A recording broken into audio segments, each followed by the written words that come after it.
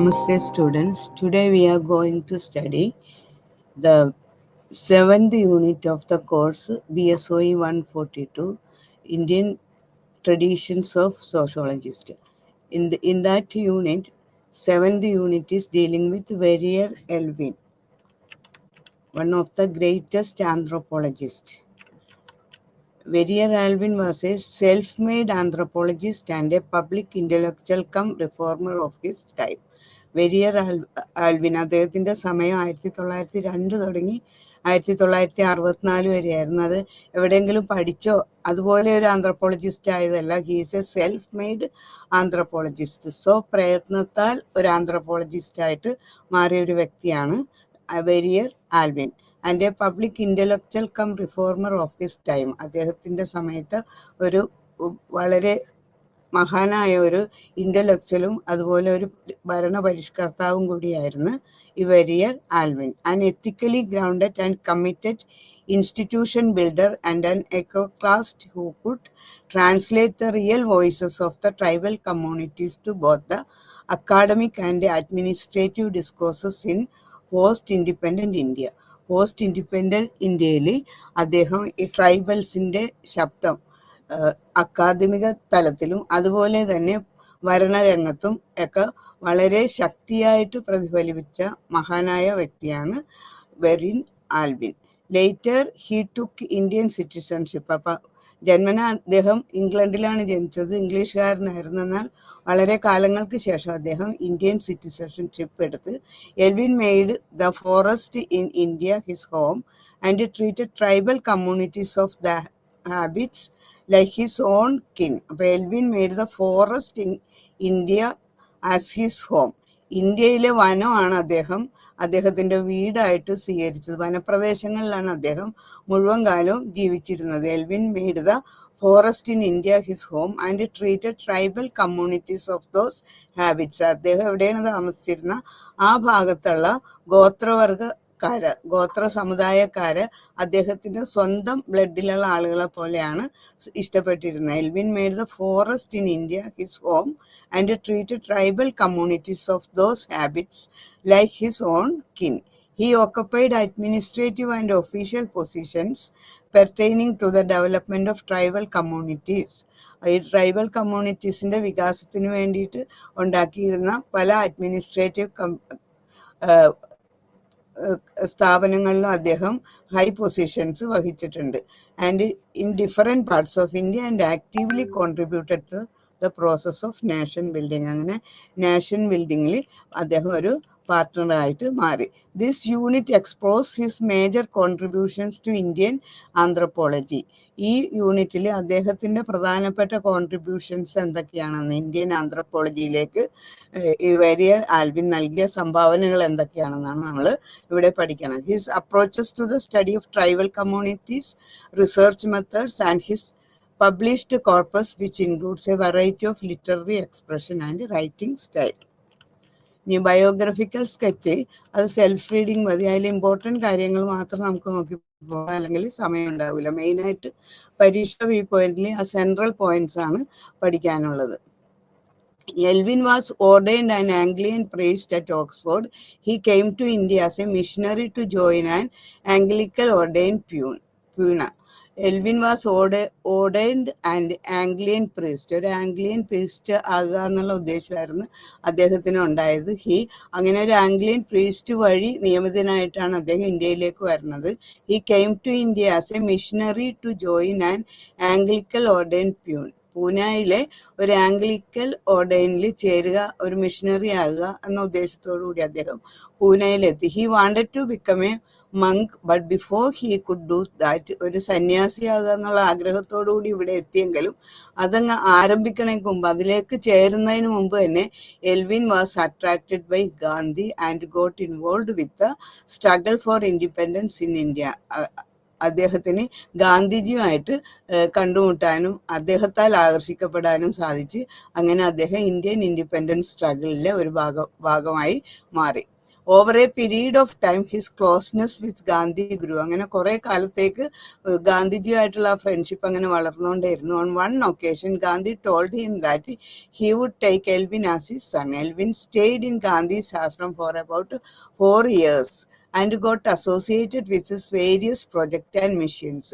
Elwyn ഏതാണ്ട് ആ ഗാന്ധിജിയോടൊപ്പം 4 വർഷത്തോളം അവിടെ താമസിച്ച് അദ്ദേഹത്തിന്റെ ആശ്രമത്തിൽ അദ്ദേഹത്തിന്റെ പ്രൊജക്റ്റുകളും മിഷനിലും ഒക്കെ ഭാഗവാക്കായിട്ട് അങ്ങനെ മുന്നോട്ട് പോയി. After those years of working together he parted ways from Gandhi on different issues of dissociation.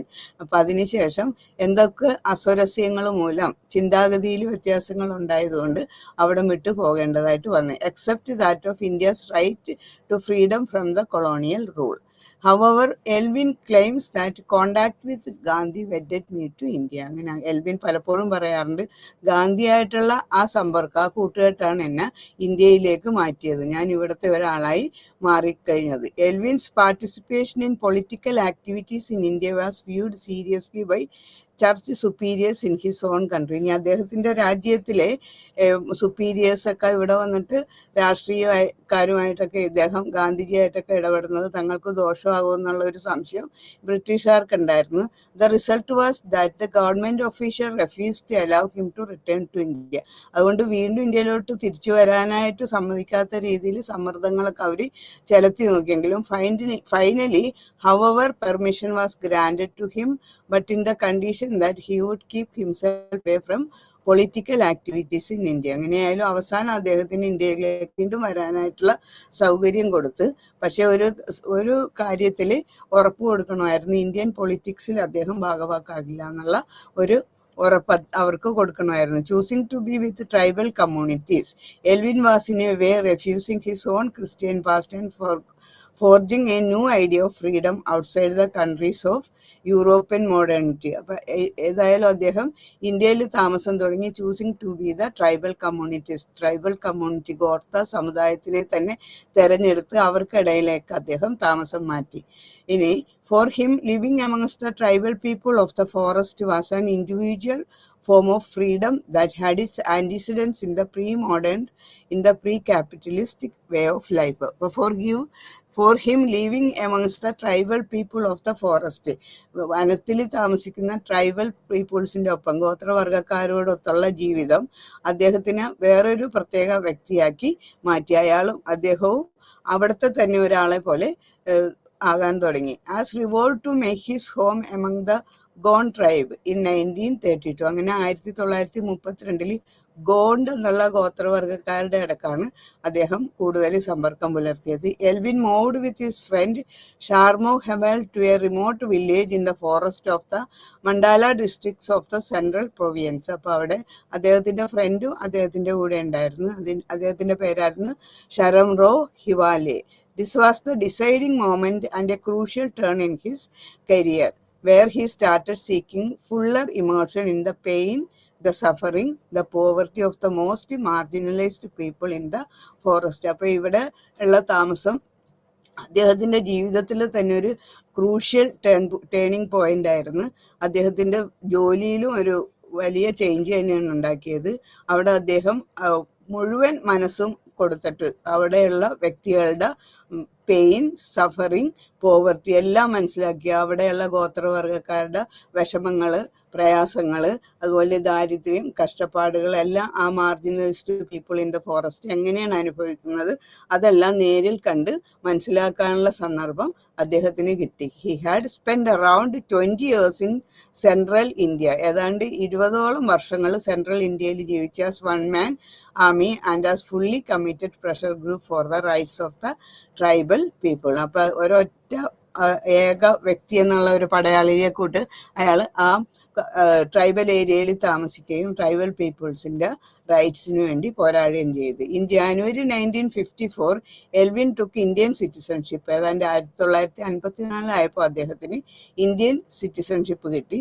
In the same year he was appointed as the anthropological adviser to the Indian government. ആ വർഷം തന്നെ ഇന്ത്യൻ ഗവൺമെന്റിന്റെ anthropological adviser, നരവംശാസ്ത്രത്തിന്റെ ഉപദേഷ്ടാവ് ഉപദേഷ്ടാവായിട്ട് അദ്ദേഹത്തിനെ തെരഞ്ഞെടുത്ത് with special administrative responsibility to work on the hill tribes. അപ്പൊ അദ്ദേഹത്തിന്റെ സ്പെഷ്യൽ ഡ്യൂട്ടി എന്ന് പറഞ്ഞാൽ അവിടുത്തെ ഒരു സ്പെഷ്യൽ അഡ്മിനിസ്ട്രേറ്റീവ് ആയിട്ട് വർക്ക് ചെയ്യുക ഒരു ഹിൽ ട്രൈബ്സിന്റെ of the North East frontier.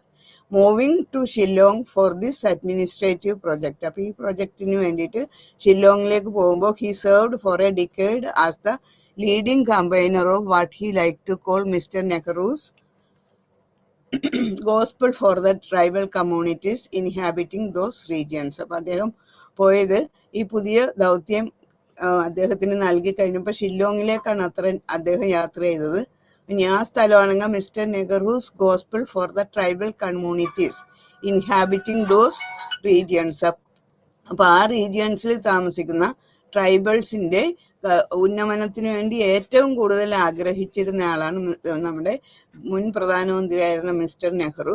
അപ്പൊ അദ്ദേഹത്തിന്റെ വിഷനിലെ ഒരു പ്രധാനപ്പെട്ട വ്യക്തിയായിട്ട് എൽവിൻ മാറി. Elwyn passed away in February 1964, A greatly esteemed public anthropologist in his adopted land. അപ്പൊ അദ്ദേഹം സ്വീകരിച്ചിരുന്ന ഭൂമിയിൽ വെച്ച് തന്നെ 1964 അദ്ദേഹം passed away. He received the most prestigious Padma Bhushan and numerous other medals and awards. അദ്ദേഹത്തിന് ധാരാളം മെഡൽസും അവാർഡ്സും പത്മഭൂഷൺ അവാർഡ് മുതലായതൊക്കെ ലഭിച്ചിട്ടുണ്ട്. Historian and writer Ramachandra Gupta sketches Verrier Elwin's as this Englishman. അദ്ദേഹത്തിനെ കുറിച്ച് ഇവിടെ രാമചന്ദ്ര ഗുപ്ത ഒരു ഹിസ്റ്റോറിയനും റൈറ്ററും കൂടിയായിരുന്നു രാമചന്ദ്ര ഗുപ്ത എഴുതിയിരിക്കുന്നത്. This Englishman missionary. ഈ ഇംഗ്ലീഷ്മാൻ മിഷണറിയാണ്, ഗാന്ധിയനാണ്, സോഷ്യൽ വർക്കറാണ്, ആക്ടിവിസ്റ്റ് ആണ്, ബ്യൂറോക്രാറ്റ് ആണ്. And Indian was always and preeminently a writer.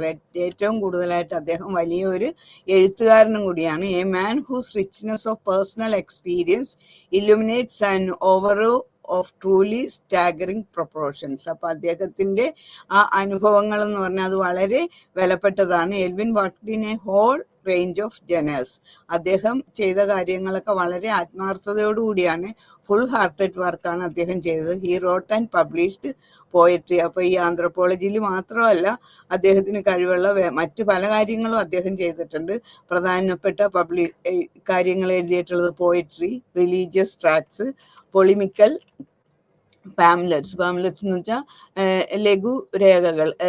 ലേഖനങ്ങൾ, novels, anthropological monographs, folklore collections, official reports and manuals, reviews, editorials and travelogues. അപ്പൊ അങ്ങനെ ഒത്തിരി നീണ്ട പട്ടിക തന്നെയുണ്ട് അദ്ദേഹത്തിന്റെ എഴുതിക്കൂട്ടിയ കാര്യങ്ങളിൽ. His last work and autobiography is generally regarded as the finest of all his books. അദ്ദേഹം ലാസ്റ്റ് ആയിട്ട് ചെയ്ത വർക്ക്, അദ്ദേഹത്തിന്റെ ലാസ്റ്റ് ഗ്രന്ഥം എന്ന് പറയുന്ന an autography ആണ്. is generally regards as the finest of all his books. അദ്ദേഹത്തിന്റെ ബുക്കുകളിൽ ഏറ്റവും നല്ലതായിട്ടാണ് ഈ ഓട്ടോഗ്രാഫി, അദ്ദേഹം ലാസ്റ്റ് എഴുതിയ ഓട്ടോഗ്രാഫി. ഇനി നമുക്ക് സെൻട്രൽ പോയിന്റ്സിലേക്ക് നോക്കാം. Verrier Elwin is known for his extensive study of tribals. അദ്ദേഹം ട്രൈബൽസിന്റെ എക്സ്റ്റെൻസീവ് സ്റ്റഡിയിൽ മുഴുകിയിരുന്ന ഏറ്റവും വലിയൊരു മഹാനായ വ്യക്തിയായിരുന്നു Verrier Elwin. Some of his main writings are focused on tribal life and identity. അദ്ദേഹത്തിന്റെ മെയിൻ ആയിട്ടുള്ള ഒരു എഴുത്തും വർക്കും എന്ന് പറയുന്ന ട്രൈബൽ ജീവിതവും അവരുടെ ഐഡന്റിറ്റിയെ കുറിച്ചും ട്രൈബൽ ലൈഫിനെയും കുറിച്ചും അദ്ദേഹം ചെയ്ത റൈറ്റിംഗ്സ് ആണ് ഏറ്റവും മെയിൻ ആയിട്ടുള്ളത്. പിന്നെ his approach and method of research have inspired many anthropologist and sociologist. അദ്ദേഹത്തിന്റെ മെത്തേഡ്, അദ്ദേഹത്തിന്റെ സമീപനം, റിസർച്ചിലേക്ക് അദ്ദേഹത്തിന്റെ സമീപനവും മെത്തേഡും have inspired many anthropologist and sociologist. ധാരാളം നരവംശ ശാസ്ത്രജ്ഞരെയും സോഷ്യലിസ്റ്റുകളെയൊക്കെ പ്രേരണ നൽകി ഇൻസ്പയർ ചെയ്യുകയൊക്കെ ചെയ്തിട്ടുള്ള ഒരു അപ്രോച്ചായിരുന്നു അദ്ദേഹത്തിന്റെ approach. Let's learn about this now. ഇനി അദ്ദേഹത്തിന്റെ അപ്രോച്ച് എങ്ങനെയാണ് അത് നമുക്ക് പഠിക്കാം. Cultural autonomy of tribes. ആദ്യത്തെ അദ്ദേഹത്തിന്റെ ഐഡിയാണ് കൾച്ചറൽ ഓട്ടോണമി ഓഫ്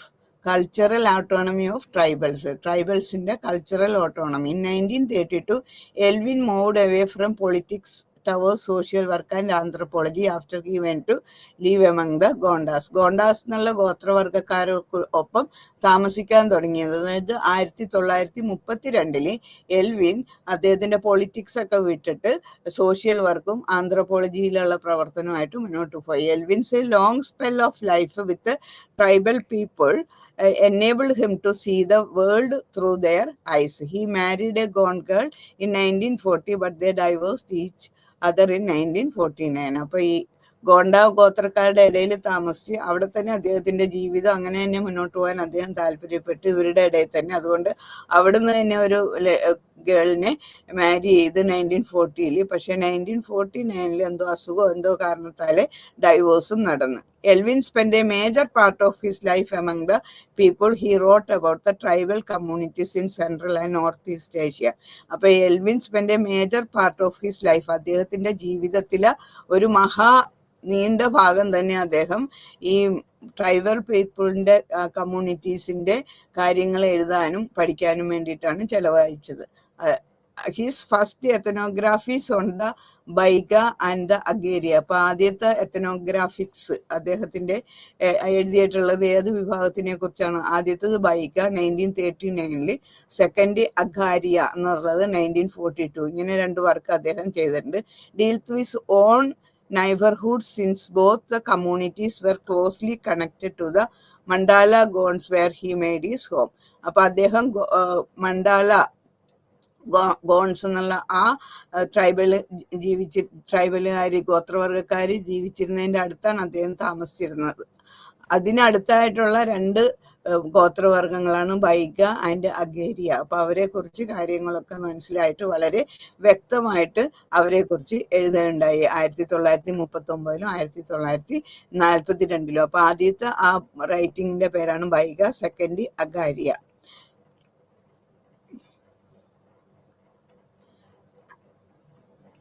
ഇനി ഇതിൽ dealt with his own neighbourhood since both the communities were closely connected to him. Elwin stayed for a long period in Bastar and Orissa for studying the tribal communities. അപ്പൊ Elwin പിന്നീട് ബാസ്റ്റർ അതുപോലെ തന്നെ ഒറീസയിൽ പല സ്ഥലങ്ങളിലും ഈ tribal കമ്മ്യൂണിറ്റീസിനെ കുറിച്ച് പഠിക്കാൻ വേണ്ടി വളരെ നീണ്ടകാലം ബാസ്റ്ററിലും താമസിച്ചിരുന്നു.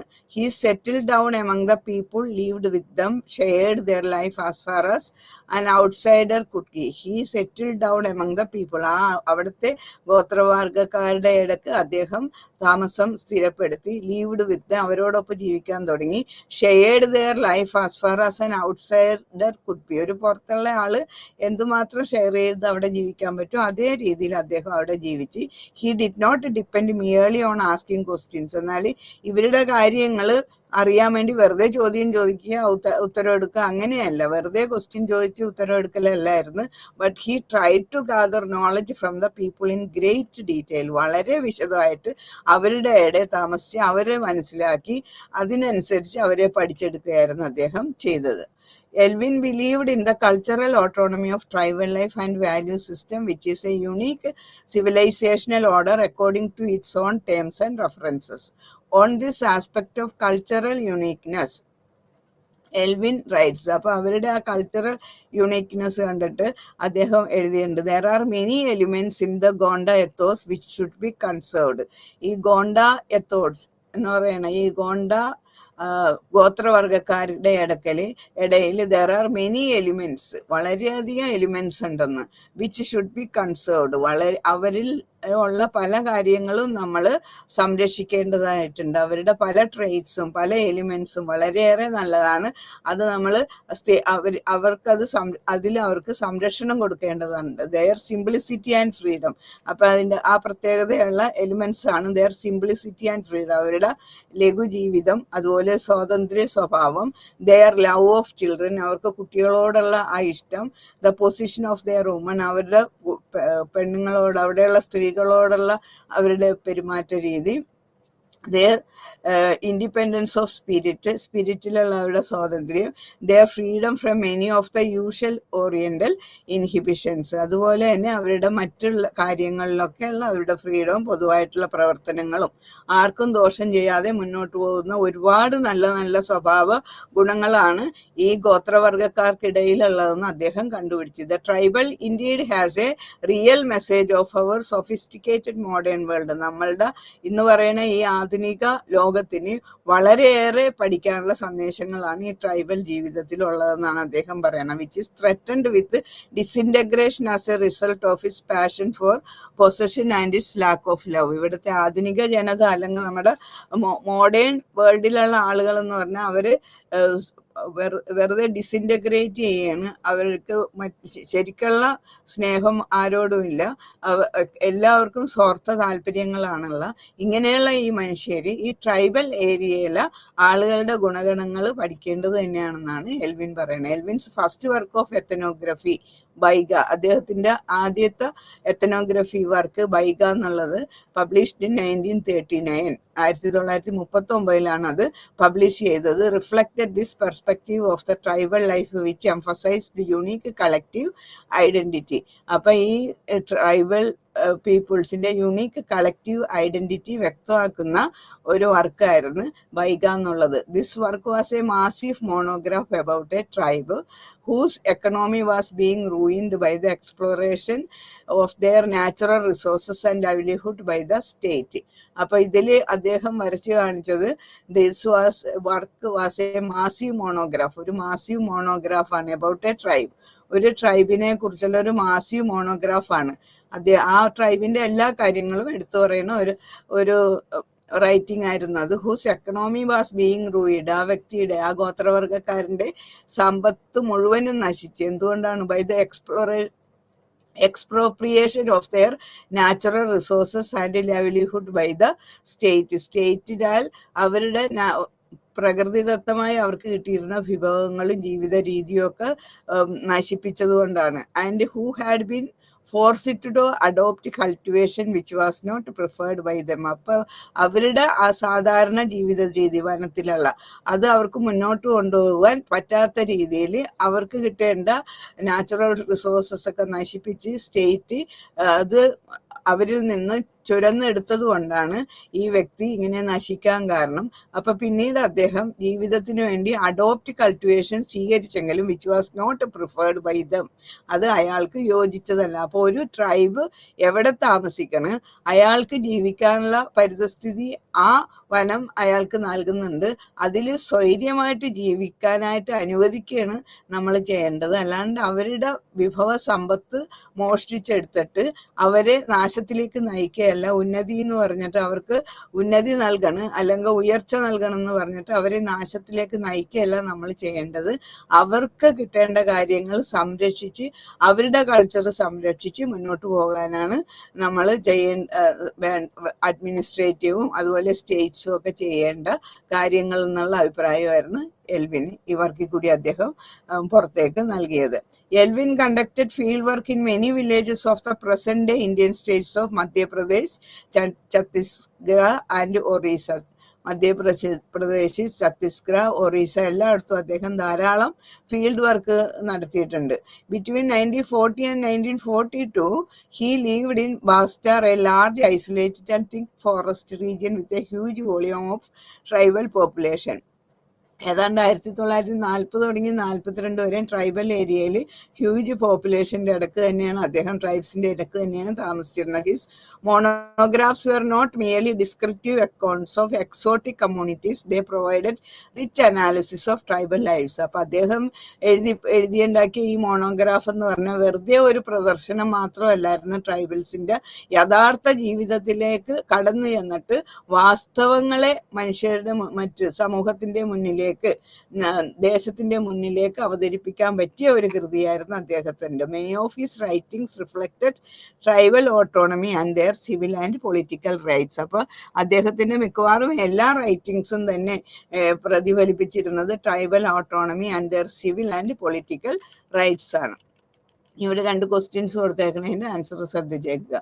പിന്നെ Elwin gathered numerous facts on the tribal life in central India, their myths, poems and stories that appeared in വിവിധ description in his fascinating monographs. അപ്പോൾ എൽവിൻ ഒരുപാട് ട്രൈബൽസിൻ്റെ സെൻട്രൽ ഇന്ത്യയിലെ ട്രൈബൽസിൻ്റെ ലൈഫ്, അവരുടെ മിത്സ്, ഐതിഹ്യങ്ങൾ, പോയംസ്, സ്റ്റോറീസ് ഒക്കെ കളക്ട് ചെയ്ത് ഈ മോണോഗ്രാഫിൽ അദ്ദേഹം എഴുതി ചേർത്തിട്ടുണ്ട്. ഇത് അഗാരിയ 1942 portrays a melancholic narrative of the decline of a community of charcoal iron smelters heavily damaged by taxation. അപ്പോൾ അടുത്ത അദ്ദേഹത്തിൻ്റെ വർക്കാണ് അഗാരിയ എന്നുള്ളത്. അതിലൊരു മാനസികമായിട്ട് വിഷമിക്കുന്ന അതിൻ്റെ ഒരു കഥയായിരുന്നു ഡിക്ലൈൻ ഓഫ് എ കമ്മ്യൂണിറ്റി. മാനസിക വിഭ്രാന്തിയിൽപ്പെട്ട്, അതായത് അവർക്ക് സ്വൈര്യത ഇല്ലാണ്ട് വന്നപ്പോഴേക്കും ആ കമ്മ്യൂണിറ്റി നശിക്കുന്നതും അങ്ങനെയുള്ള കാര്യങ്ങളെ കുറിച്ച് ചേർത്തുണ്ടാക്കിയിട്ടുള്ള ട്രൈബ്സിൻ്റെ ഒരു പ്രത്യേക വിഷമഘട്ടങ്ങളെ പ്രതിനിധീകരിക്കുന്ന ഒരു കൃതിയായിരുന്നു അഗാരിയ എന്നുള്ളത്. In Maria murder and suicide, വേറൊരു കൃതിയാണ് Maria murder and suicide. Elwin try to explore the events of homicide in a tribal society. അപ്പോൾ ഇതിൽ കൂടി ട്രൈബൽ സൊസൈറ്റിയിൽ നടക്കുന്ന നരഹത്യകളെ നമുക്ക് വ്യക്തമാക്കി തരാനായിട്ടാണ് ഈ മരിയ മർഡർ ആൻഡ് സൂയിസൈഡ് എന്നുള്ള കൃതി അദ്ദേഹം രചിച്ചത്. ദ മരിയ ആൻഡ് ദെയർ, പിന്നെ അടുത്ത ഇതിലേക്ക് പോകാം. In Bondo highlander, Elwin made an attempt to understand the personality of a highland Orissan tribe. ഇനി മറ്റൊരു ബുക്കാണ് ബോണ്ടോ ഹൈലാൻഡർ. അദ്ദേഹം അതിൽ made an attempt to understand the personality of a highland Orissa tribe. Highland Orissa ട്രൈബിൻ്റെ പേഴ്സണാലിറ്റി വരച്ച് കാണിക്കാനാണ് അദ്ദേഹം അത് ഉപയോഗിച്ചത്. അതുപോലെ ഒത്തിരി ബുക്കുകൾ അദ്ദേഹം എഴുതിയിട്ടുണ്ട്. എല്ലാത്തിലും കൂടി ഓരോ ഭാഗത്തുമുള്ള ട്രൈബ്സിൻ്റെ യഥാർത്ഥ ജീവിതം നമ്മുടെ എല്ലാവരുടെ മുൻപിൽ എത്തിക്കുക എന്നുള്ളതായിരുന്നു എൽവിൻ്റെ ഉദ്ദേശം. ഇനി ഇഷ്യൂ ഓഫ് ട്രൈബൽ ഐഡൻറ്റിറ്റി, അതുപോലെ തന്നെ ഈ ട്രൈബൽ പീപ്പിൾസിന് ഒരു പ്രത്യേക ഐഡൻറ്റിറ്റി വേണമെന്നുള്ള കാര്യത്തിൽ അദ്ദേഹത്തിന് പ്രബലമായിട്ടുള്ള വിശ്വാസം ഉണ്ടായിരുന്നു. അപ്പോൾ അതിന് വേണ്ടിയിട്ട് അപ്പോൾ ഈ ട്രൈബൽ പീപ്പിൾ അവരുടെ ഐഡൻറ്റിറ്റിക്ക് വേണ്ടി ധാരാളം മൂവ്മെൻറ്റ്സ് നടത്തിയിട്ടുണ്ട്. അപ്പോൾ ആ മൂവ്മെൻറ്റ്സിനോടൊക്കെ വളരെ അനുഭാവമാണ് അദ്ദേഹം പ്രകടിപ്പിച്ചിരുന്നത്. Elvin's 2 books entitled A Philosophy of NEFA 1957 and A New Deal for Tribal India 1963 received wide attention among the readings public. അപ്പോൾ വായനാശീലമായിട്ടുള്ള പബ്ലിക്കിൻ്റെ അടുത്ത് വലിയ ഒരു പ്രസൻറ്റേഷനാണ് അദ്ദേഹത്തിൻ്റെ ഫിലോസഫി ഓഫ് NEFA 1957 പ്രസിദ്ധീകരിച്ചത്. A new deal for tribal India അതുപോലെ തന്നെ 1963 അവതരിപ്പിച്ച ഈ 2 ലേഖനങ്ങളും വളരെ ഇമ്പോർട്ടൻ്റ് ആയിട്ടുള്ളതാണ്. Nehru's enunciation of the famous tribal Panchsheel carries Verrier Elwin signature in its content and argument. അപ്പം നെഹ്റു ട്രൈബൽ പഞ്ചശീല പുറപ്പെടുവിച്ച് 5 തത്വങ്ങൾ എഴുതി പുറപ്പെടുവിക്കേണ്ടായി ട്രൈബൽസിൻ്റെ ഉന്നമനത്തിന് വേണ്ടി. അപ്പോൾ അതിൽ ഇദ്ദേഹത്തിൻ്റെ കൺസെൻറ്റും ഉണ്ടായിരുന്നു. അദ്ദേഹത്തിൻ്റെ നിർദ്ദേശം അതിനകത്ത് വളരെയധികം വിലമതിക്കപ്പെട്ടതായിരുന്നു. ഇവിടെ ആ പഞ്ചശീലയുടെ ഒരു ഇത് കൊടുത്തിട്ടുണ്ട് താഴെ, അത് നിങ്ങൾ നോക്കിയേക്കുക. ഷോർട്ട് നോട്ട്സിനൊക്കെ ചോദിക്കാൻ സാധ്യതയുള്ളതാണ് അവിടെ നിന്ന്. പിന്നെ according to ASI survey conducted in the tribal belt in central India the movements. അപ്പോൾ ധാരാളം മൂവ്മെൻറ്റ്സ് ഇവരുടെ ഐഡൻറ്റിറ്റിയെ തെളിയിക്കാൻ വേണ്ടിയിട്ട്, ഇവർക്ക് ഒരു ഐഡൻറ്റിറ്റി വേണം, ഐഡൻറ്റിറ്റി ബേസ്ഡ് മൂവ്മെൻറ്റ്സ് ധാരാളം ട്രൈബൽ ഏരിയസിൽ ഉണ്ടായിട്ടുണ്ട്. അതിൽ പ്രധാനപ്പെട്ടതാണ് മൂവ്മെൻറ്റ്സ് ഫോർ പൊളിറ്റിക്കൽ ഓട്ടോണമി, അതുപോലെ അഗ്രേരിയൻ ആൻഡ് ഫോറസ്റ്റ് ബേസ്ഡ് മൂവ്മെൻറ്റ്സ്, അതുപോലെ Sanskritisation processes, cultural movements based on script and language. ഇതെല്ലാം അവിടെ ഉണ്ടായിട്ടുള്ള ട്രൈബൽ ഏരിയാസിലുണ്ടായിട്ടുള്ള മൂവ്മെൻറ്റ്സ് ആണ്. But though most of such struggles were intended to address the basic question on rights to land and forest, the issue was not separable from the religious and cultural fabric of the people. അപ്പോൾ മിക്കവാറും movements ഒക്കെ അവർക്ക് താമസ സൗകര്യം, അവരുടെ കൃഷിസ്ഥലം, അതിനൊക്കെ വേണ്ടിയിട്ടുള്ള റൈറ്റ്സിന് വേണ്ടിയിട്ടുള്ളതാണെങ്കിലും അവരുടെ റിലീജിയനും കൾച്ചറും എല്ലാം ഇതിനകത്ത് ഉൾപ്പെടുന്നുണ്ടായിരുന്നു. Because of this linkage between economy and culture, the denial of the rights to access forest and land eventually connected to the question of community and identity. അപ്പൊ അങ്ങനെ അവരുടെ ഐഡന്റിറ്റിക്ക് വേണ്ടിയിട്ടുള്ള വലിയ ഒരു സമ്മർദ്ദവും ഗവൺമെന്റിന്റെ മുമ്പാകെ ഉണ്ടായിരുന്നു. അപ്പൊ ഇതിനൊക്കെ ഇദ്ദേഹം നേതൃത്വം കൊടുക്കുകയും അതുപോലെ അവരോട് ട്രൈബൽ പീപ്പിൾസിനോട് വളരെ കോപ്പറേറ്റീവ് ആയിട്ട് മുന്നോട്ട് പോവുകയും ചെയ്തു. അപ്പൊ ഇങ്ങനെ അദ്ദേഹം കുറെ മൂവ്മെന്റ്സിന് സപ്പോർട്ട് കൊടുത്തപ്പോൾ അദ്ദേഹത്തിന് പല ആളുകളും അദ്ദേഹത്തിന് വിരോധികളായിട്ട് മാറി. The post-independence period witnessed a different turn in tribal movements in which the question of cultural identity became powerful in certain contexts apart from the issue of land and forest. All of these categories of understanding identity fit into Indian society and politics in a distinctive way. Most of the tribal communities tend to be geographically isolated from most other people of any description. Some of the tribal groups inhabit underdeveloped areas within states on the plains, but undergo incursions by non-tribals from their regions that are often exploitative in nature.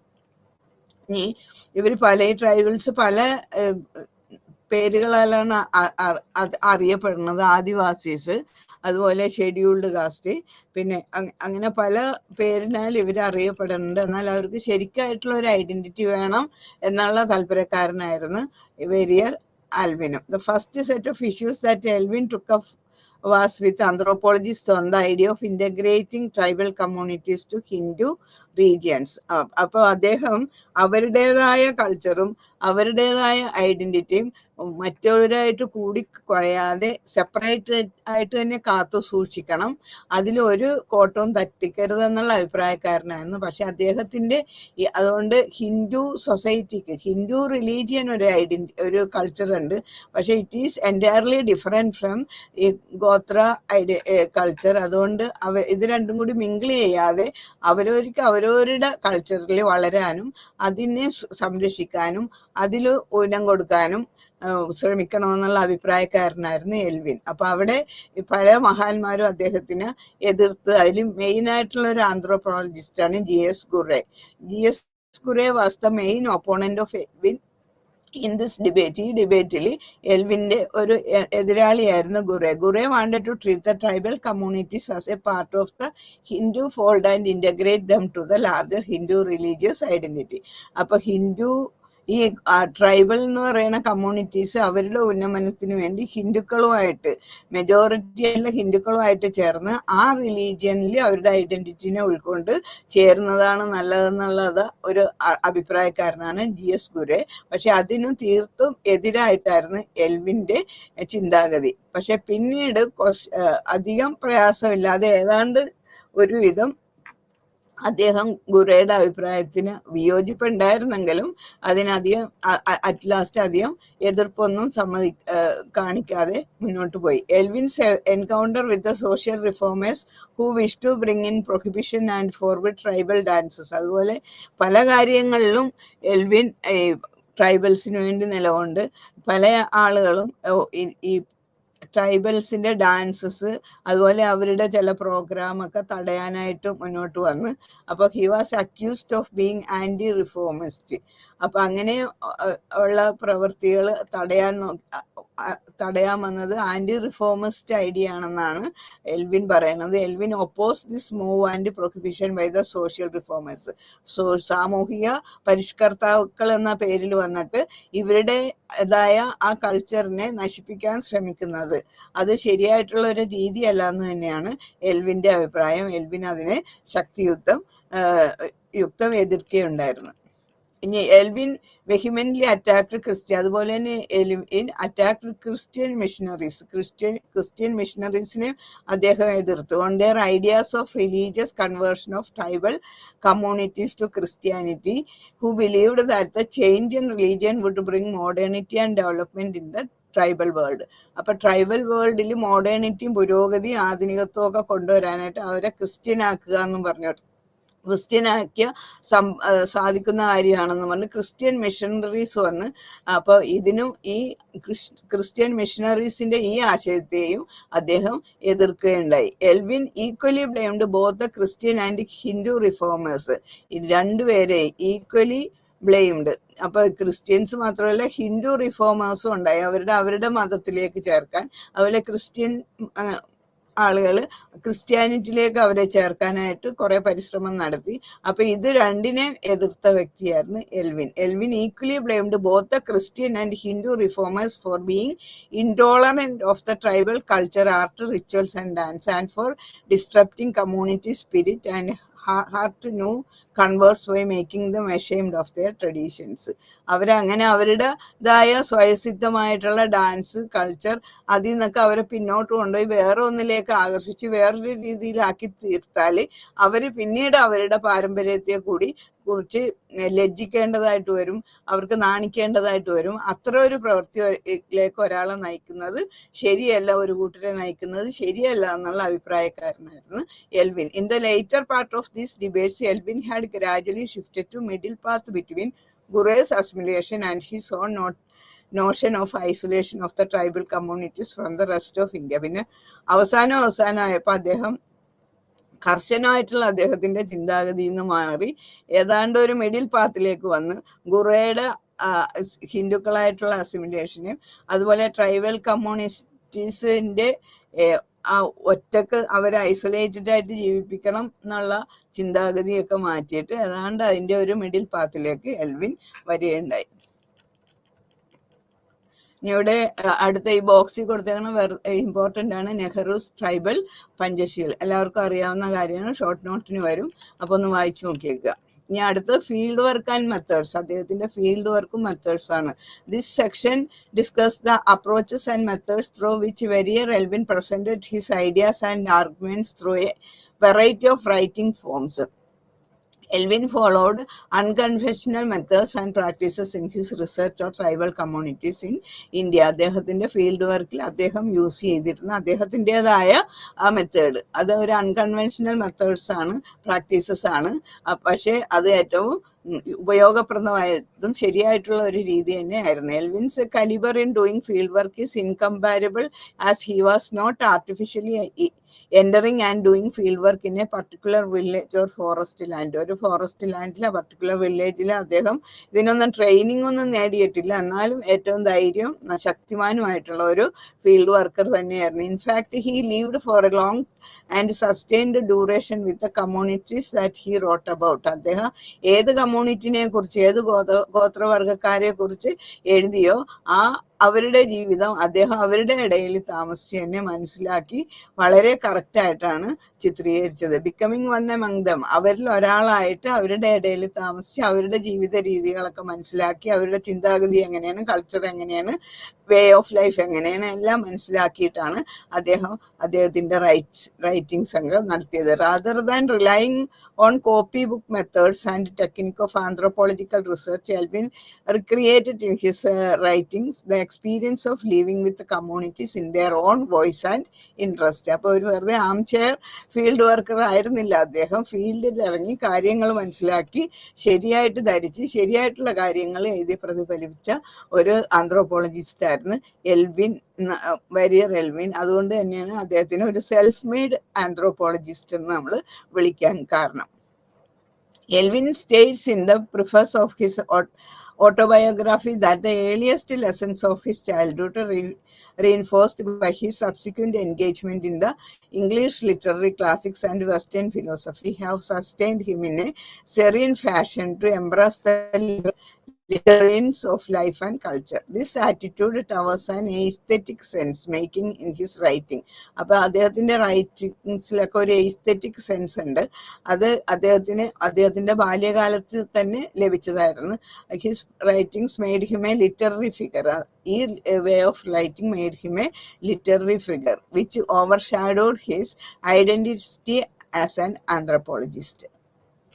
ഇനി അദ്ദേഹത്തിന്റെ important works എന്ന് പറഞ്ഞാൽ some important works of Elwin are the Baiga, the Muria and their ghotul, myths of middle India, Bondo highlander, tribal arts of middle India, tribal myths of Orissa, the religious of an Indian tribe, the philosophy of NEFA, the tribal world of Verrier Elwin, and autobiography. അപ്പോൾ ഈ autobiography ഏറ്റവും best autobiography ആണെന്നാണ് അറിയപ്പെടുന്നത്. അപ്പോൾ ഇത്തരം കാര്യങ്ങളാണ് നമുക്ക് വെരിയർ എൽവിനെ കുറിച്ച് പഠിക്കാനുള്ളത്. ഇനി അടുത്തത് അതിലുള്ള ക്വസ്റ്റ്യൻസ് ചെക്ക് യുവർ പ്രോഗ്രസ്സിൽ കൊടുത്തിരിക്കുന്ന ക്വസ്റ്റ്യൻ ആൻഡ് ആൻസേഴ്സ് പ്രത്യേകം പഠിച്ചേക്കുക. ഇനി അടുത്ത ബ്ലോക്കിലേക്ക് പോകാം. സോഷ്യോളജിസ്റ്റ് ഇൻ ഇന്ത്യ 2 എന്നുള്ള പാർട്ടിൽ ആദ്യം യൂണിറ്റ് 8 ആണ്. അത് പറയുന്ന ഐരാവതി കാർവയെ കുറിച്ചാണ് പഠിക്കാനുള്ളത്. Unit 8 contains Irawati Karve. അപ്പോൾ Irawati Karve was the first woman anthropologist of India and the founder of sociology in Poona university. അപ്പോൾ ഐരാവതി കാർവെ പ്രത്യേകം പഠിക്കുക. അദ്ദേഹം she was the first anthropologist of India and the founder of sociology. First woman anthropologist, സ്ത്രീ ആയിട്ടുള്ള anthropologist, ആദ്യത്തെ anthropologist ആണ് ഐരാവതി കാർവെ. അവരാണ് പൂന യൂണിവേഴ്സിറ്റിയിൽ സോഷ്യോളജിയുടെ ഫൗണ്ടറും കൂടിയാണ് ഈ Irawati Karve. Her range of work stretched from mapping kinship and caste to survey on the contemporary status of woman. To interpret the inner integration of Hindu society, she related Hindu mythologies with the modern customs. To interpret the inner integration of Hindu society, Hindu സൊസൈറ്റിയുടെ inner ഇൻ്റഗ്രേഷനെ മനസ്സിലാക്കാൻ വേണ്ടിയിട്ട് she related Hindu mythologies, Hindu ഐതിഹ്യങ്ങൾ modern കസ്റ്റമായിട്ട് combine ചെയ്തിട്ടാണ് അവർ കാര്യങ്ങൾ അവതരിപ്പിച്ചിരുന്നത്. The same enterprise was again found in the work Yugandha, which was written in Marathi. മറാത്തിയിൽ അവർ എഴുതിയിട്ടുള്ള യുഗാന്ത എന്നുള്ളതിലും ഇതേ ഒരു മെത്തോളജിയും, ഹിന്ദു മെത്തോളജി അതുപോലെ മോഡേൺ കസ്റ്റംസ് മനസ്സിലാക്കാൻ ഹിന്ദു മെത്തോളജിയുടെ സഹായം അവർ ഇവിടെയും ചെയ്തിട്ടുണ്ട്. ഇനി ഈ ബുക്ക്, ഈ യുഗാന്ത എന്നുള്ള ബുക്ക് മറാത്തിയിലാണ് എഴുതിയേക്കുന്നത്. It won Sahitya Akademi prize as the best book of that year. 1967 ഇത് എഴുതിയുണ്ടാക്കിയത്. അപ്പോൾ ആ 67 ഏറ്റവും നല്ല ബുക്ക് എന്നുള്ള സാഹിത്യ അക്കാദമി പ്രൈസും അവർക്ക് ലഭിക്കുകയുണ്ടായിരുന്നു. The end of an epoch, Irawati Karve studied the characters and societies in Mahabharata. The subject of the book is secular, scientific and anthropological in the widest sense. They begin this unit with biographical sketch of Irawati Karve. അത് കഴിഞ്ഞിട്ടാണ് central ideas വരുന്നത്. അപ്പോൾ ബയോഗ്രഫിക് sketches നിങ്ങൾ തന്നെ വായിച്ചാൽ മതി. ആദ്യമുള്ള ഭാഗങ്ങളൊക്കെ നമുക്ക് പരീക്ഷയ്ക്ക് ഇമ്പോർട്ടൻ്റ് ആയിട്ട് പഠിക്കാനുള്ളത് സെൻട്രൽ ഐഡിയാസ് ആണ്. അപ്പോൾ അതിനു മുമ്പ് ചില കാര്യങ്ങളൊന്ന് ഇതിൽ നോക്കിയേക്കുക ബയോഗ്രാഫിക് സ്കെച്ചിൽ. അപ്പോൾ she serve as the head of the department of sociology and anthropology in Deccan college till her retirement. അവരുടെ റിട്ടയർമെന്റ് വരെ അവർ വർക്ക് ചെയ്തിരുന്നത് head of the department of sociology ആയിട്ട് ഡക്കാൻ കോളേജിലാണ് അവർ വർക്ക് ചെയ്തിരുന്നത്. She presided over the anthropology section of the Indian Science Congress in 1939. 1939 Indian science കോൺഗ്രസിന്റെ അധ്യക്ഷ കൂടിയായിരുന്നു അവര്. her academic proficiency as well as topics of general interest brought her in the limelight of fame and public appreciation. She acquired a wide circle of readership. Irawati Karve also conducted anthropometric studies in Maharashtra. മഹാരാഷ്ട്രയിലാണ് അദ്ദേഹമല്ല woman ആണ് ഐരാവതി കാർവെ അവരുടെ anthropometric studies നടത്തിയത്. The result of which were published in book form in 1953. അപ്പോൾ അവരുടെ സ്റ്റഡിയുടെ ആ result ആയിട്ടുള്ള ആ പബ്ലിക്കേഷൻസ് ഒരു ബുക്കായിട്ട് അവർ 1953 പബ്ലിഷ് ചെയ്ത്. It provided a very useful data to mark a stage in the progress of knowledge about the peoples in Maharashtra. മഹാരാഷ്ട്രയിലെ ആളുകളെ കുറിച്ച് അവരുടെ പ്രോഗ്രസിനെ കുറിച്ച് മനസ്സിലാക്കാൻ ഏറ്റവും നല്ലൊരു ബുക്കും കൂടിയായിരുന്നു ഇത്. She wrote in both Marathi and English on a wide variety of academic subjects as well as topics of general interest. She was the daughter in അതൊക്കെ പേഴ്സണൽ കാര്യങ്ങളാണ്. Last sentence നോക്കിയേക്കുക.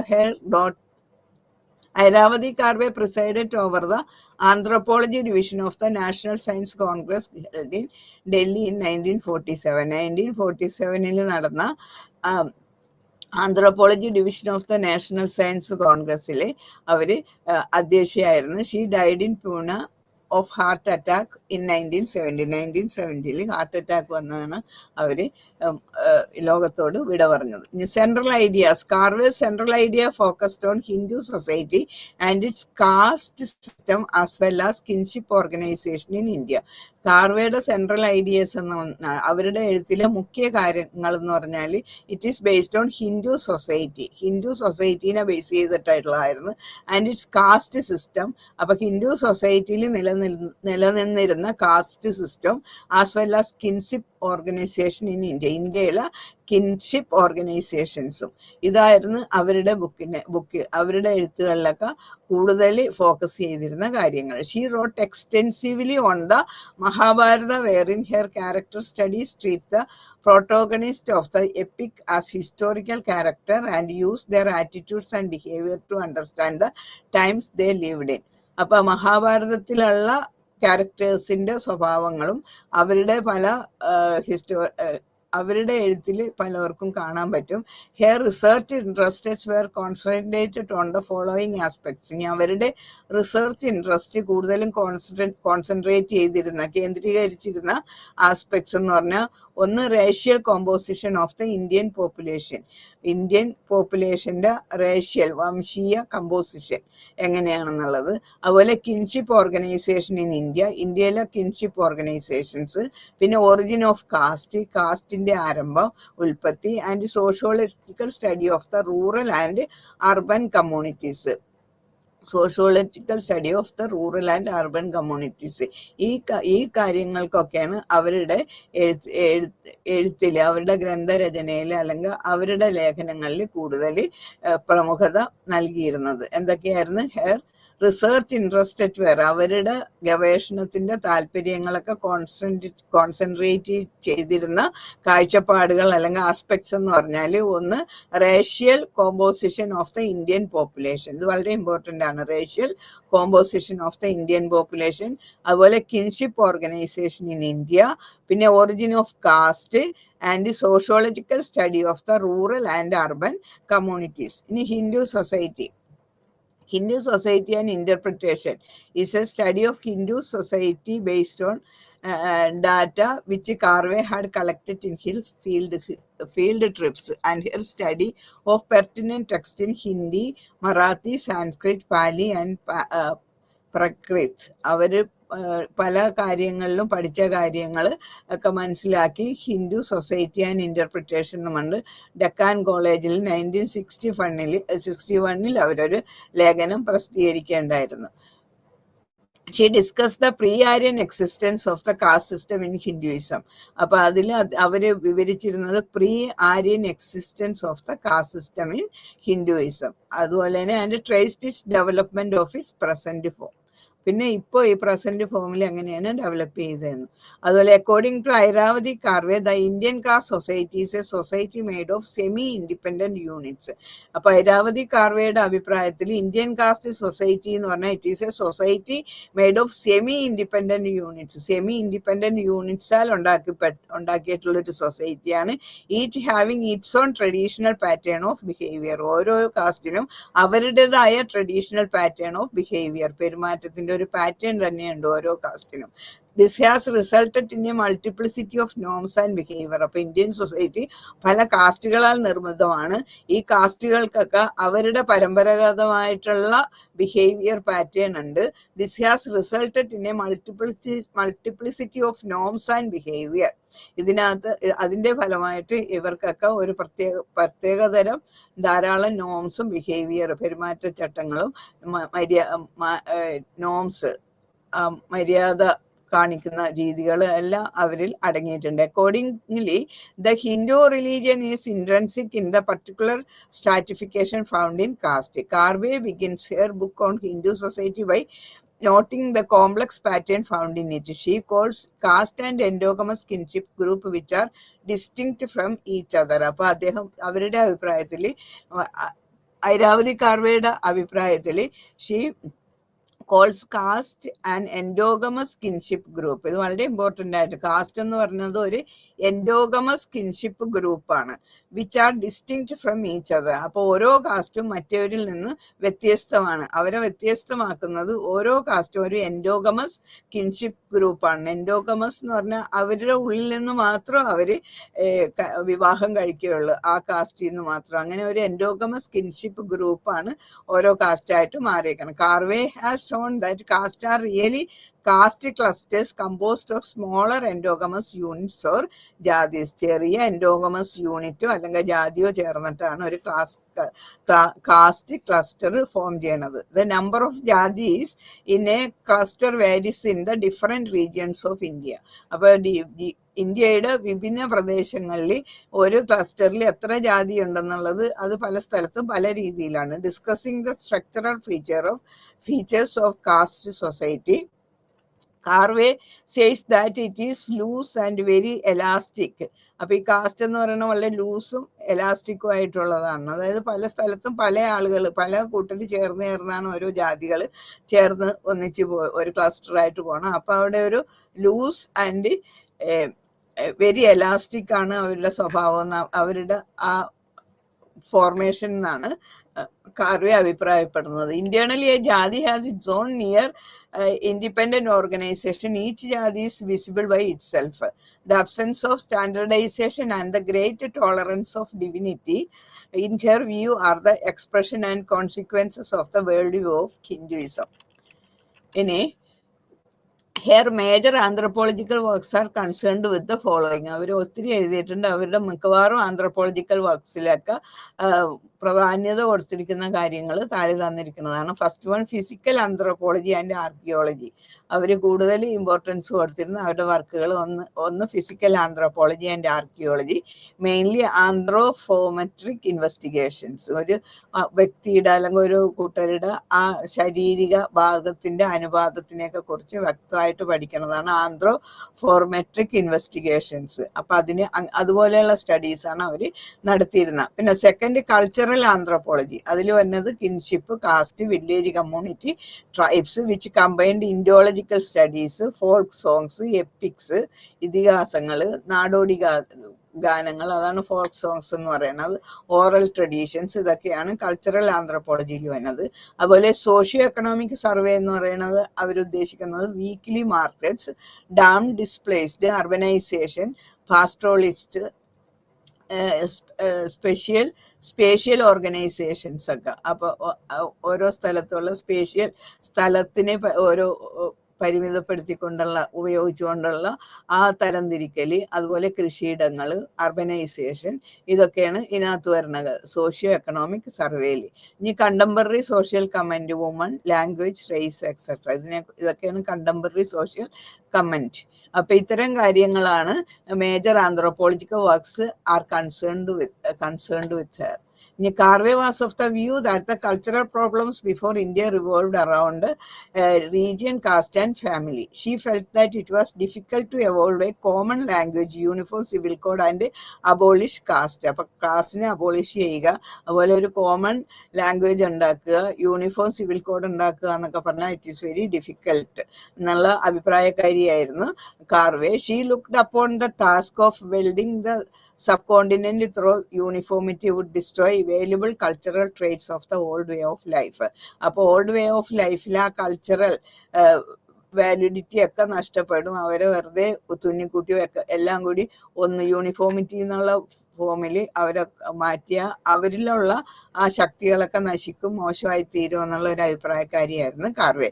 These valuable traits are described by Karve as tolerance and an awareness of diversity. അപ്പൊ അവരെയും കൂടി ഉൾപ്പെടുത്തി മുന്നോട്ട് പോവുക എന്നുള്ള ആ പ്രത്യേക ഗുണം, അതിനെയാണ് Karve tolerance and awareness of diversity എന്ന് ഉദ്ദേശിക്കുന്നത്. ഇനി ഇവിടെ 2 ക്വസ്റ്റ്യൻസ് കൊടുത്തേക്കണം, നോക്കിയേക്ക്. അത് തന്നെ കിൻഷിപ്പ് ഓർഗനൈസേഷൻ, അവരുടെ രണ്ടാമത്തെ ഒരു ഐഡിയ ആണ് kinship organisation. Karve's work kinship organisation India is a study of various social institutions in India.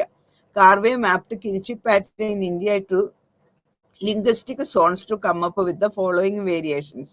ആ ഫോളോയിങ് വേരിയേഷൻസ് അത് ഏതൊക്കെയാണെന്ന് നോക്കുക. കിൻഷിപ്പ് ഓർഗനൈസേഷൻസിലുള്ളത് first one Indo European or Sanskrit organisation in the northern zone. പല സോണായിട്ട് തിരിച്ചിട്ടുണ്ട്. അതിൽ ഫസ്റ്റ് എന്ന് പറയുന്നത് Indo European or Sanskrit organisation in the northern zone. Second one Dravidian kinship in the southern zone. Third, a central zone of mixed patterns found in Maharashtra.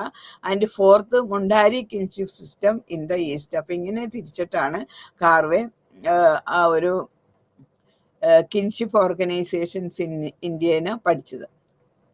അപ്പോൾ ഈ kinship ഓർഗനൈസേഷനിൽ നമ്മുടെ ഫാമിലി അതുപോലെ ജോയിന്റ് ഫാമിലി ഒക്കെ വരുന്നുണ്ട്. അതിനെക്കുറിച്ചുള്ള കാര്യങ്ങളൊക്കെ നിങ്ങൾക്ക് വ്യക്തമായിട്ട് അറിയാം. അപ്പോൾ അതൊക്കെ ഒന്നും, അതുപോലെ കാസ്റ്റ്, ഇതൊക്കെ ഇതിനകത്ത് വരുന്ന ഘടകങ്ങളാണ്. അപ്പോൾ ആ കാര്യങ്ങളൊക്കെ വിവരിക്കുക. ഈ ലെസൺ ഈ ഭാഗം ഒന്ന് പ്രത്യേകം വായിച്ചാൽ മതി, അത് വ്യക്തമാകും. അതെല്ലാം കിൻഷിപ്പ് ഓർഗനൈസേഷൻസ് എന്നുള്ള ആ ചിന്താഗതിയുടെ അകത്ത് വരുന്ന കാര്യങ്ങളാണ്. ഫാമിലി, അതുപോലെ caste as a social group of a kind, അതുപോലെ ജോയിന്റ് ഫാമിലി സിസ്റ്റം, അതിൻ്റെ പ്രത്യേകതകൾ, അതെല്ലാം ഇതിൽ വർണ്ണിക്കപ്പെട്ടിട്ടുണ്ട്. ആ കാര്യങ്ങളൊക്കെ നിങ്ങൾക്ക് നേരത്തെ പഠിച്ചിട്ടുള്ളതാണ്. അതുകൊണ്ട് ജസ്റ്റ് അതിലേക്കൂടി ഒന്ന് കണ്ണോടിച്ചിട്ടുണ്ടെങ്കിൽ കാര്യങ്ങളെല്ലാം മനസ്സിലാക്കും. പിന്നെ അടുത്തത് Yuganta. Irawati Karve's Yuganta a retelling of the Mahabharata is a literary and sociological text blending history. അപ്പോൾ അവരുടെ ആ യുഗാന്ധ്ര എന്നുള്ള ആ book, it is a retelling of the Mahabharata. മഹാഭാരതയുടെ തന്നെ ഒരു ആവിഷ്കരണം പോലെ ആയിരിക്കും. Literary and sociological text blending history. അപ്പോൾ ഒരു ലിറ്റററി അതുപോലെ സോഷ്യോളജിക്കൽ ടെക്സ്റ്റും കൂടി ചേർന്ന ഒരു ഹിസ്റ്ററി. അതുപോലെയാണ് അവരുടെ യുഗാന്ത എന്നുള്ളത്. Culture and philosophy of the ancient times. Ancient ടൈംസിന്റെ കൾച്ചറും ഫിലോസഫി എല്ലാം കൂട്ടിച്ചേർത്തിട്ടുള്ള ഒരു ലിറ്റററി വർക്കാണ് യുഗാന്ത എന്നുള്ളത്. This work is remarkable as a literary piece, as a sociological study. അപ്പൊ ഈ വർക്കിനെ അറിയപ്പെടുന്നത് ഒരു നല്ല ലിറ്റററി പീസാണ്, അതുപോലെ തന്നെ ഒരു നല്ല സോഷ്യോളജിക്കൽ സ്റ്റഡിയാണ്. As an anthropological and cultural document. അപ്പൊ അതിനകത്ത് നല്ല ആന്ത്രപ്പോളജിക്കലും അതുപോലെ കൾച്ചറൽ ഡോക്യുമെന്റ്സും ഉണ്ട്. And serve as a mirror reflecting human needs and responses that are alike. അപ്പൊ ഇതിലൊക്കെ പ്രതിപാദിക്കുന്നത് മനുഷ്യരുടെ ആഗ്രഹങ്ങള്, ആവശ്യങ്ങള്, അതിനോടുള്ള അവരുടെ റെസ്പോൺസസ് ഒക്കെ എല്ലായിടത്തും ഏതാണ്ട് ഒരേപോലെയാണെന്ന്, both in the past and in the contemporary times. അപ്പൊ പാസ്റ്റിൽ മഹാഭാരത രചിച്ച സമയത്ത് അതിൽ പറയുന്നതും ഇപ്പോൾ ഉള്ള യുഗാന്തയിൽ അവർ കാണിക്കുന്ന ലൈഫും എല്ലാത്തിലും കാണുന്നത് പഴയകാല ചിന്താഗതികളും ഇപ്പോൾ ഉള്ള ചിന്താഗതികളും ഏതാണ്ട് എല്ലാം ഒരേപോലെയാണെന്ന്, മനുഷ്യന്റെ പെരുമാറ്റങ്ങളും രീതികളും ഒക്കെ. Irawati Karve says the central figure of the Mahabharata are neither wholly good nor wholly bad. അവരുടെ അഭിപ്രായത്തിൽ മഹാഭാരതയിലെ പ്രധാന കഥാപാത്രങ്ങൾ അവർ പൂർണ്ണമായിട്ടും നല്ലതും അല്ലെങ്കിൽ പൂർണ്ണമായിട്ടും മോശം എന്ന് പറയാൻ പറ്റില്ല, എല്ലാവരിലും നന്മയും തിന്മയും ഉണ്ടെന്ന്. She examines each one of the characters and unravels the working of a wide range of human emotions, both positive and negative. അപ്പോൾ അവർ അതിലുള്ള ഓരോ കാര്യം ഡിറൈവ് ചെയ്ത് പഠിച്ചപ്പോൾ അവർക്ക് മനസ്സിലായത് എല്ലാത്തിലും നന്മയും തിന്മയും, നല്ലതും മോശവും പോസിറ്റീവ് നെഗറ്റീവ് ആയിട്ടുള്ള ചിന്താഗതി എല്ലാത്തിലും കാണാമെന്ന്. She makes A parallel study of the literary text and the cultural, historical and civilizational aspect of the society. അപ്പൊ ഇവിടെ അതുപോലെ തന്നെ അദ്ദേഹം അവര് മിസ്സിസ് കാർവേ ചെയ്തിരിക്കുന്ന she makes A parallel study of the literary text and the cultural, historical and civilisational aspects of the study. അപ്പൊ ഇതാണ് ഈ പുസ്തകത്തിന്റെ പ്രാധാന്യത. അപ്പൊ അത് നോക്കുക. പിന്നെ ഇവിടെ ഇമ്പോർട്ടന്റ് വർക്ക്സ് എന്ന് പറയുന്ന kinship organisation in India, Hindu society and interpretation, പിന്നെ Maharashtra a land and its people, പിന്നെ Yuganta the end of an epoch. അപ്പൊ ഇത്തരം ബുക്കുകളാണ് അവരുടെ ഇമ്പോർട്ടൻറ്റ് വർക്ക്സ് ആയിട്ടുള്ളത്. ഇനി let us sum up. In this unit we learned about the life and work of Airavati Karve. We began with developing an understanding of the social and economic environment in which her ideas were born. അതൊക്കെ biographical സ്കെച്ചിൽ ശരിക്കും കൊടുത്തിട്ടുണ്ട്. Then we discussed her central ideas. അപ്പൊ അത് biographical sketch കഴിഞ്ഞിട്ട് നമ്മൾ central ഐഡിയാസിലേക്ക് വന്ന് we found that she integrated anthropological insight, അവർക്കൊരു anthropological insight കാഴ്ചപ്പാടുണ്ടായിരുന്നു. വിത്ത് ദെയർ എക്സ്പെർട്ടൈസ് ഇൻ ഇൻഡോളജിയിൽ എക്സ്പെർട്ടൈസ് ആയിരുന്നു.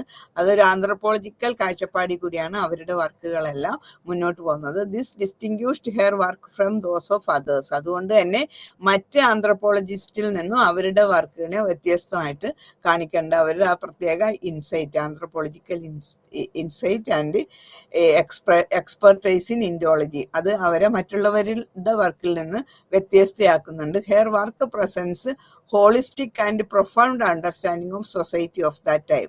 അവർ ജീവിച്ചിരുന്ന കാലത്തെ സൊസൈറ്റിയെ കുറിച്ച് ഒരു ഹോളിസ്റ്റിക് ആയിട്ടുള്ള, വളരെ ശക്തമായിട്ടുള്ള, വ്യക്തമായിട്ടുള്ള ഒരു കാഴ്ചപ്പാടാണ് അവർ അവരുടെ കൃതികളിലൂടെ കാഴ്ചവെക്കുന്നത്.